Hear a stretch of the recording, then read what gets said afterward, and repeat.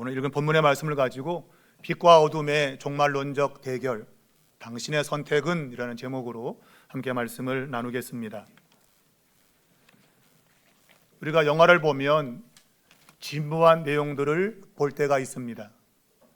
미국 카우보이와 인디안들의 싸움, 또는 우주적인 판타지한 그러한 영화들, 또는 경찰 형사와 강도들 간의 다툼을 그린 그런 영화들, 그런 영화들을 보면 내용이 일률적입니다. 무슨 말인가 하면 양쪽 편이 서로 싸우다가 마지막 끝에 오게 되면 그 양쪽의 우두머리가 싸우는 겁니다.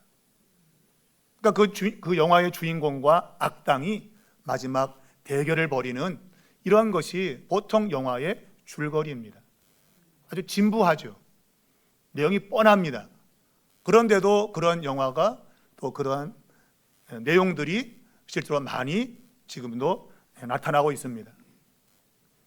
우리 영화 범죄도시를 보면 그 영화에도 그 마석도라고 하는 그 형사와 그 조폭 우두머리인 장첸이 마지막 그 공항 화장실에서 결투를 벌이거든요.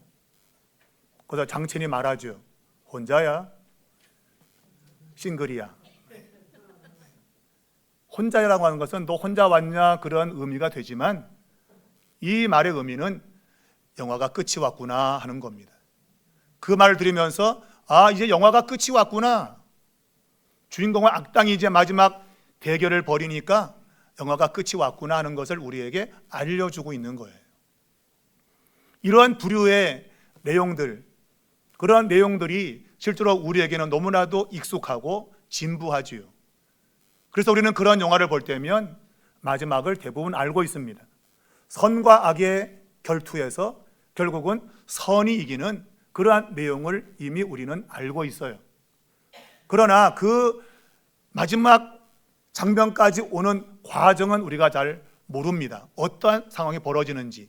그러나 그 마지막 1대1로 싸우는 그 장면을 우리는 보게 될 것이고 마침내 선이 이기는 그러한 내용을 보게 되는 것이죠. 이런 부류의 영화들이 계속적으로 나오는 이유는 역사 가운데 가장 위대한 이야기, 예수님의 이야기 속에서 그러한 내용이 나타나기 때문입니다. 오늘 읽은 이 요한복음 12장 44절 이하의 이 말씀은 예수님의 공생의 마지막에 대중들을 향해서 외친 주님의 메시지입니다. 이 메시지는 선과 악의 대결, 마지막 날 선과 악의 대결을 우리에게 보여주고 있는데 이 선과 악의 대결은 단순히 사람들 간의 대결이 아닌 것을 우리에게 보여주고 있습니다. 성경이 말하고 있는 선과 악의 대결은 빛으로 오신 예수님과 어둠의 세력 간의 대결인 것입니다. 어느 사람이 아니고 어둠이라고 하는 빛과 반대된 그 세력이 우리 예수님과 마지막 최종적인 싸움을 벌이는 그 이야기를 이 요한복음 12장 이 마지막 부분에서 대중들에게 하고 있다는 것입니다. 우리는 이 본문의 말씀을 우리는 읽으면서 우리는 중요한 것을 보게 되는데 바로 이것은 요한복음을 기록한 목적이기도 합니다. 빛과 어둠의 그 싸움에서 당신은 어디를 선택할 것인가 하는 그러한 결단을 요구하는 것입니다. 우리는 세 가지의 내용을 살펴볼 수 있겠는데 가장 먼저는 밝게 비추는 빛과 짙어지는 어둠의 그림자 사이에서 빛을 선택해야 된다는 거예요. 46절을 보면 예수님께서 나는 빛으로 세상에 왔다라고 선언했습니다. 우리가 알듯이 빛이 밝으면 밝을수록 어둠의 그림자는 더욱더 짙어지게 됩니다. 빛이 흐리면 그만큼 그림자도 옅고 빛이 환하면 환할수록 어둠의 그림자는 짙어지게 되는 것이죠. 이게 무슨 말인가 하면 예수님의 사역이 점점점 분명해지고 명확해질수록 그분을 대적하는 그 어둠이 그 실체가 더 분명하게 드러난다고 하는 겁니다. 우리가 이 요한복음 읽어오면서 우리는 2장을 보면 예수님께서 성전 청결 사건을 행하는 것을 보게 됩니다. 유대인들의 권력과 밀접하게 연관되어 있는 성전의 타락, 우리 주님은 그것을 청소한다는 그런 개념으로 아주 호되게 책망하신 것이죠.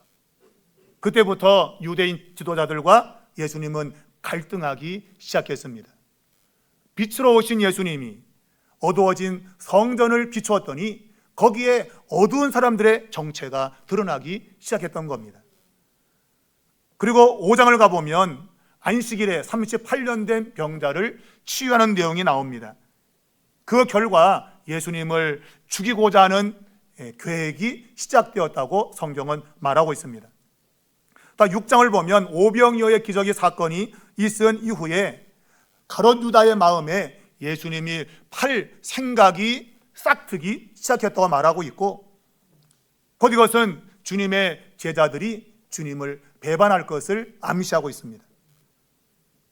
동시에 많은 제자들이 예수님을 떠났다고 했고, 그때 예수님이 너희도 가려느냐라는 그러한 질문을 하고 있습니다. 예수님이 어떤 분인가 하는 것을 드러낼 때 나는 생명의 떡이다, 나는 세상의 빛이다 그랬을 때에 사람들은 예수님을 떠나기 시작했던 거예요. 그리고 9장을 가보면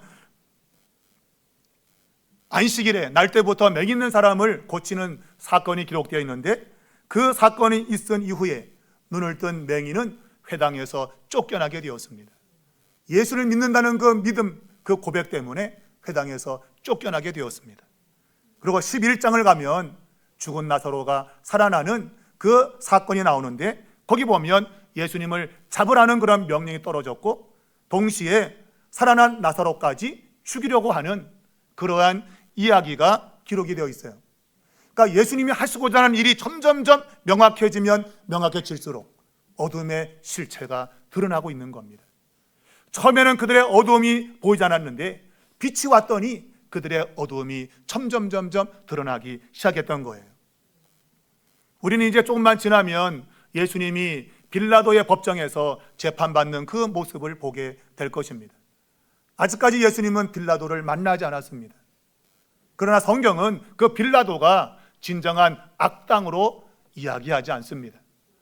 또한 그 위에 있는 가이사라 황제조차도 예수님을 대적하는 악당으로 소개하지 않습니다.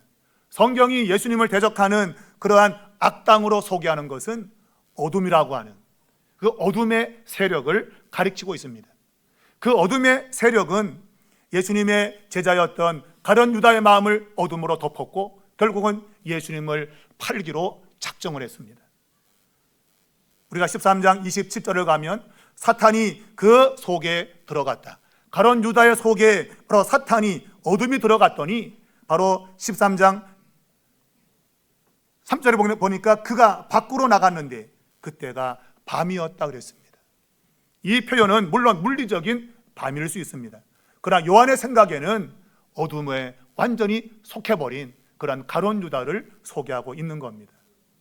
겉으로는 주님을 따르는 제자였다고 생각이 되었는데, 근데 빛이 들어오니까 그의 마음에 있었던 어두움이 드러난 거예요. 그래서 예수님을 팔려고 어둠 속으로 들어갔다고 요한은 기록하고 있는 것입니다. 우리가 이 12장 이 마지막 순간에 요한은 우리에게 말하는 것입니다. 그가 이야기했던 그 이야기의 결말 부분을 이야기하는 거예요. 무슨 말인가 하면 요한복음 1장에서부터 요한은 다른 복음서 기자와 달리 예수님을 세상에 온 생명의 빛, 사람들에게 생명을 주는 빛으로 소개했어요. 그런데 어둠이 깨닫지 못했다, 다른 번역으로는 어둠이 이기지 못했다라는 말로 표현하고 있습니다. 곧 어둠이 빛을 이기지 못하는 겁니다. 어둠의 정체가 드러나게 된다는 그러한 말인 것이죠. 여러분, 이 1장에서 비쳤던 그 빛이 예수님을 통해서 세상에 비춰지게 되었고, 세상은 거기에 여러 가지 반응을 보이게 되었는데 그 빛이 강해질수록 어둠의 실체가 드러났던 겁니다. 오늘 요한은 그 생명의 빛을 자기의 빛으로 삼고 그 빛 안에서 걸어가는 사람들은 어둠에 속하지 않는다고 했습니다. 여러분, 우리가 어두운 길을 걸으면 제대로 걸을 수가 없습니다.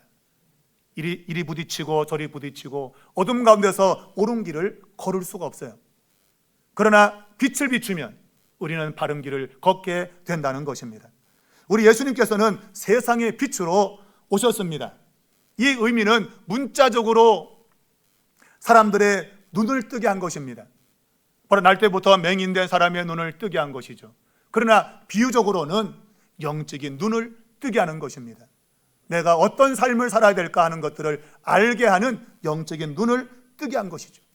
바로 그것이 예수님의 빛의 능력이었던 겁니다. 여러분, 사람들이 빛을 보고서 빛 가운데로 나오면 좋은데 성경은 사람들이 그 빛 가운데 나오지 않았다고 말합니다. 우리가 이 12장 중반부를 보면 예수님이 많은 표적을 보여주었지만 사람들이 그를 믿지 않았다고 합니다. 여러분 같으면 저 많은 표적을 봤으면 그를 믿을 것 같은데 성경은 그를 믿지 않았다고 합니다. 여러분, 왜 사람들이 주님을 믿지 않았을까? 여러분, 성경은 그 이유를 우리에게 소개하는데 바로 자신의 어두움이 드러날까 봐 빛 가운데로 나오지 않았다고 말합니다. 자신의 부끄러운 모습이 들통날까 봐, 또 자기의 삶을 바꾸라는 그 도전이 부담스러워서 빛 가운데로 나오지 않았다고 하는 거예요. 사랑하는 여러분, 우리의 연약함과 우리 안에 숨겨져 있는 죄가 드러나는 것이 두렵습니까? 그러면 어둠을 택할 것입니다. 그러나 용기 있게 주님의 빛 가운데로 나오게 되어지면 비난받는 것이 아니라 도리어 치유와 회복을 경험하게 될 것입니다. 누가복음 19장에 보면 세리장 나사로의 이야기, 삭개오의 이야기가 기록되어 있습니다. 이 삭개오는 세리장이었습니다. 당시의 세리들은 동족의 피를 빨아먹는 사람으로 취급되었습니다. 세금을 많이 부과해서 그것을 로마에 바치면서 거기서 많은 이득을 취했기 때문입니다. 그러므로 아무도 세리와는 친구가 되지 않습니다. 도리어 매국노라는 그러한 말을 듣게 되었던 겁니다. 그때 예수님께서 그 지역을 지나게 되었는데 그 소식을 듣고 삭개오가 예수님을 보고 싶어 했다고 했습니다. 그는 사람도로 가로막혀서 돌감람나무 위에 올라가서 숨어서 예수님을 보고 있었다고 성경은 말하고 있습니다. 근데 예수님께서 그 돌감나무에 있는 삭개오를 바라보면서 삭개오야, 속히 내려와라 그랬습니다. 근데 성경 놀랍게도 이 삭개오의 반응을 이렇게 소개하고 있습니다. 그가 급히 내려와. 급히 내려와.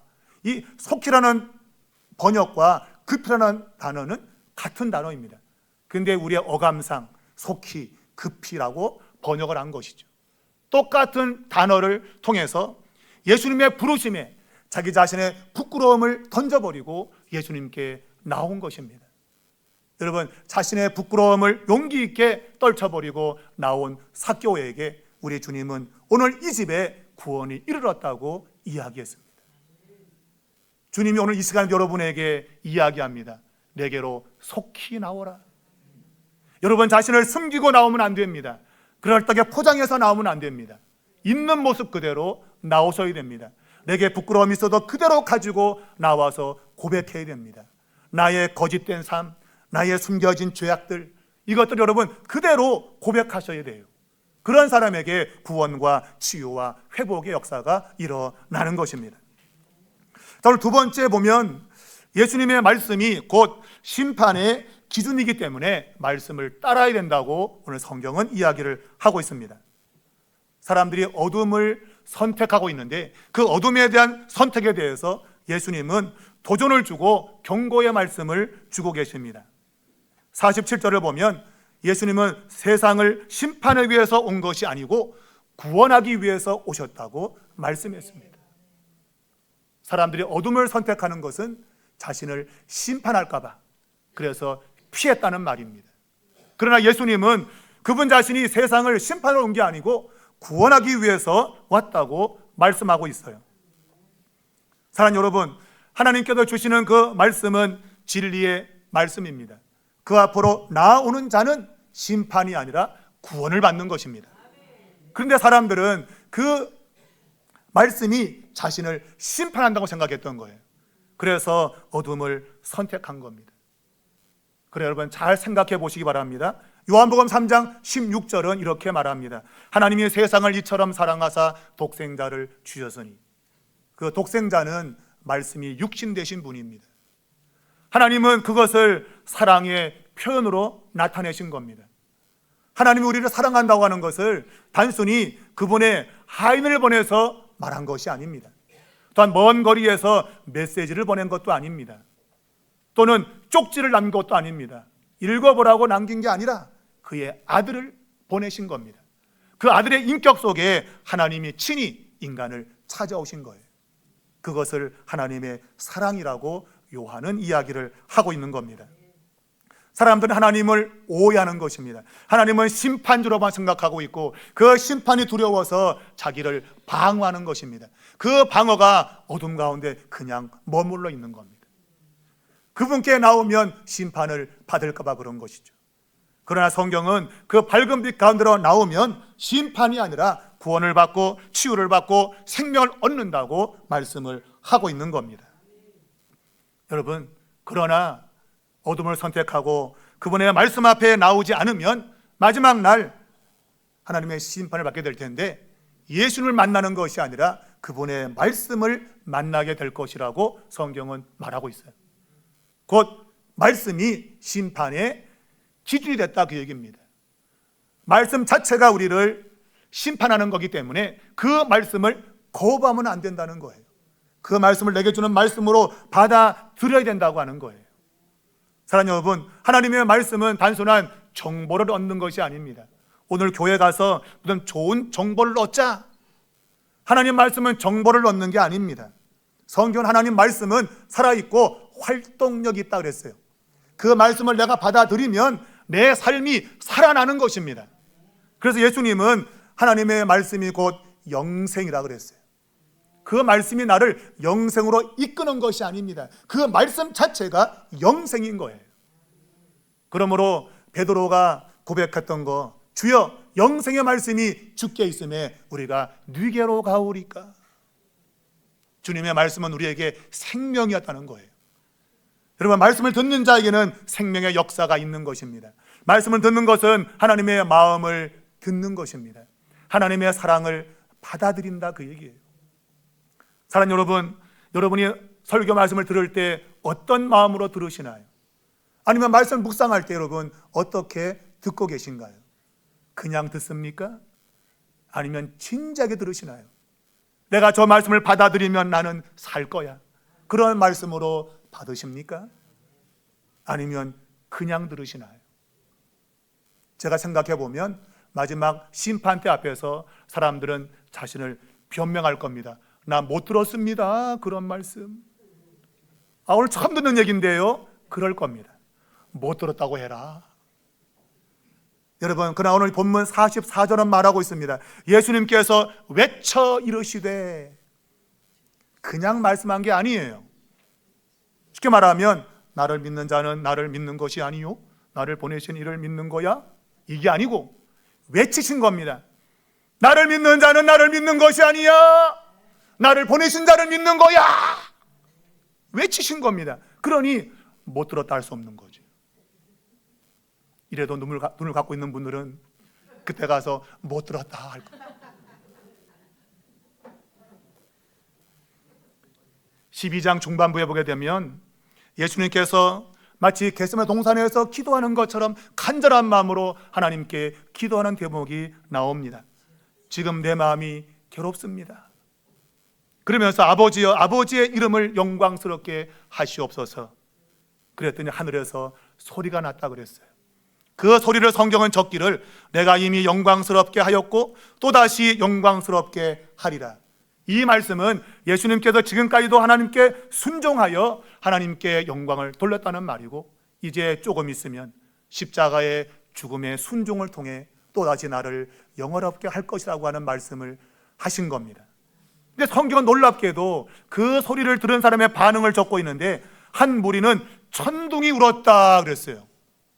또한 어떤 사람들은 천사가 그에게 말했다라고 들었습니다.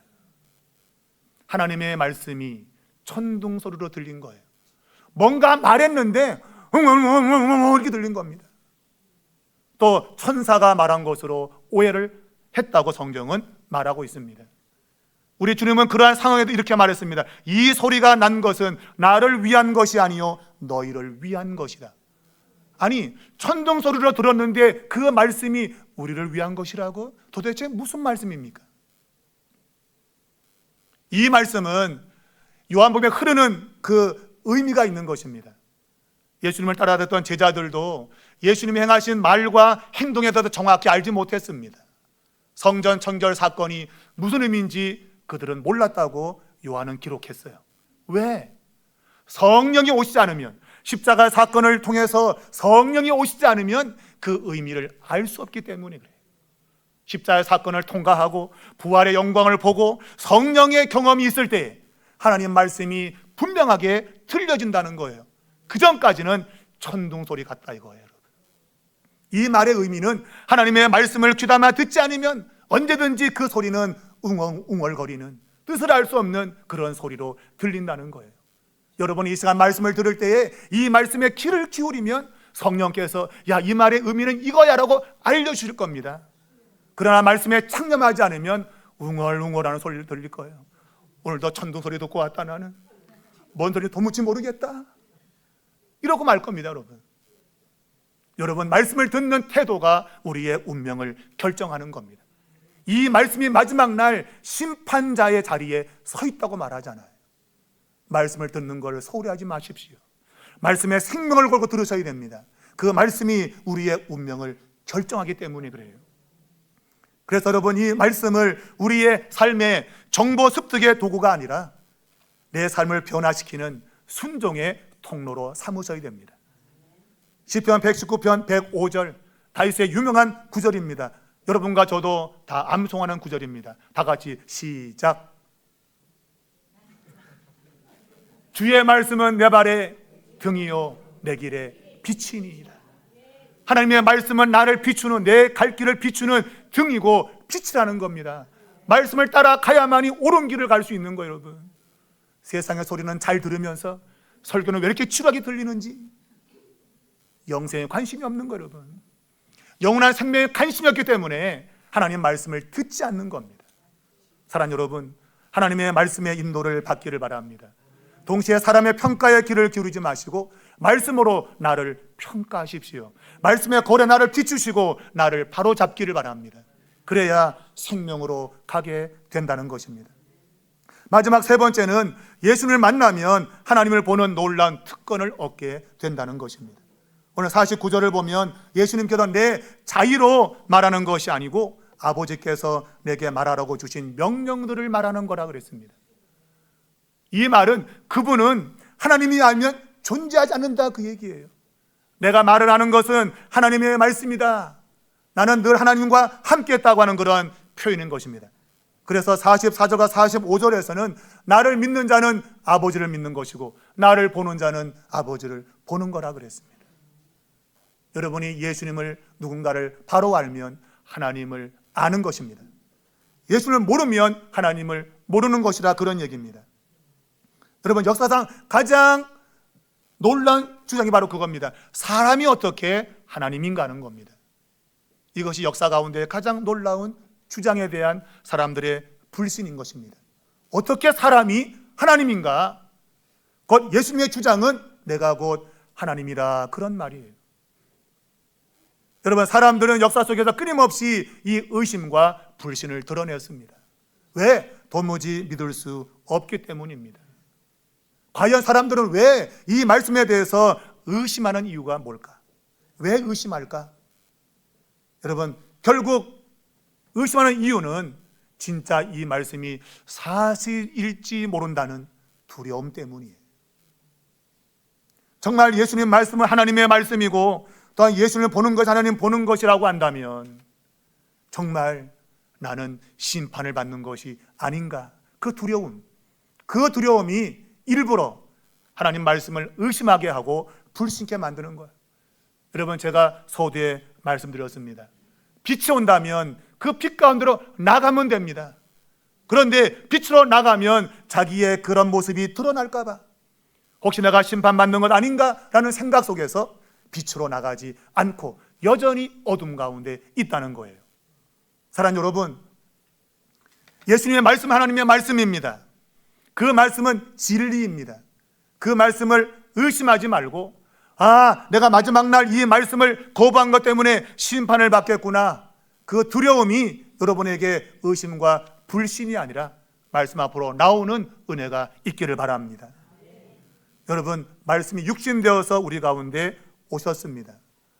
요한은 1장부터 계속 우리에게 선택을 촉구하고 있습니다.